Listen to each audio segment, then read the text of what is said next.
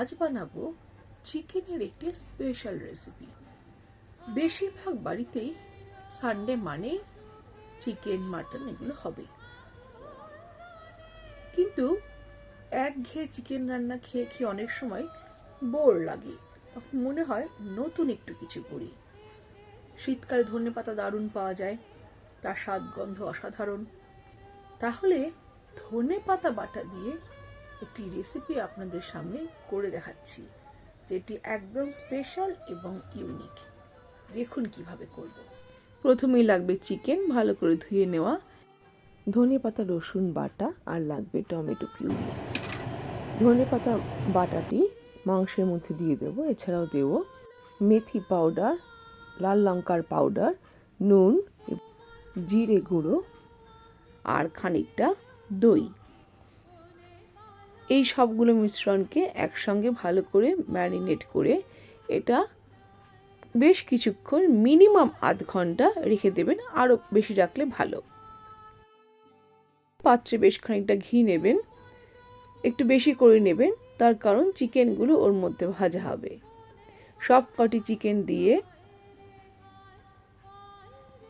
প্রথমে এক পিঠ, তারপরে একটু লাল লাল হয়ে গেলে সেগুলোকে উল্টে আবার আপার পোর্শনটাও ভালো করে ভেজে নেবেন। এতে যেটা হবে, মশলাগুলো ভালো করে চিকেনের ভেতরে ঢুকবে।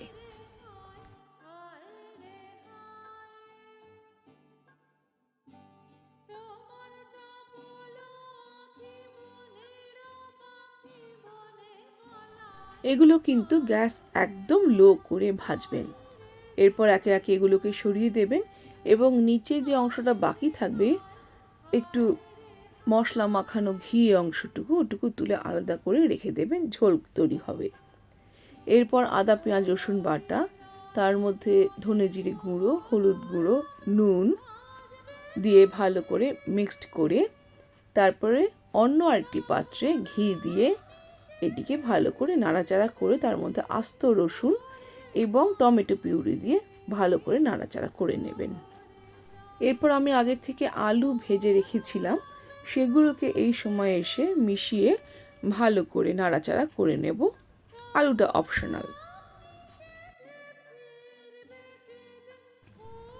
এই সময় দুটো কাঁচা লঙ্কাও অ্যাড করে দিলাম, যেহেতু আমার বাড়িতে ঝাল কম খায় সেই জন্য অল্প দিয়েছি। এরপর আগে ভেজে তুলে রাখা মাংসগুলো এবং তার যে ঝোলটুকু ছিল সবটা দিয়ে দিলাম। এখনও কিন্তু জল দেইনি। এবারে ভালো করে নাড়াচাড়া করে জল দিয়ে দিলাম।